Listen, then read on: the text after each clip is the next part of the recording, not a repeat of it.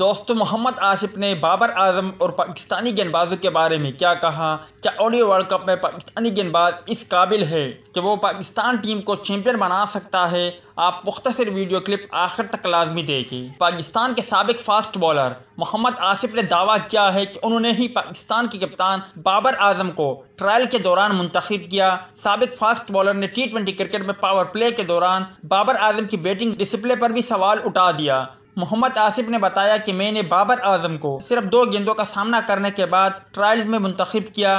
आप उनके वालिद से पूछ सकते हैं कि मैंने बाबर आजम को ZTBL ट्रायल में मुंतखब किया था। बाबर आजम मुल्क के बेहतरीन बल्लेबाजों में से एक है, लेकिन वो पावर प्ले में गेंदें डॉट करते हैं, जिससे मोहम्मद रिजवान पर दबाव बढ़ जाता है। मैं आज भी T20 क्रिकेट में बाबर आजम को मेडन ओवर करवा सकता हूँ। अगर आप उनको अच्छी गेंदें दें तो वो गेंद को नहीं मार सकते। मोहम्मद आसिफ ने मजीद कहा कि हमारे पास स्क्वाड में तमाम बॉलर एवरेज है, कोई खास नहीं है।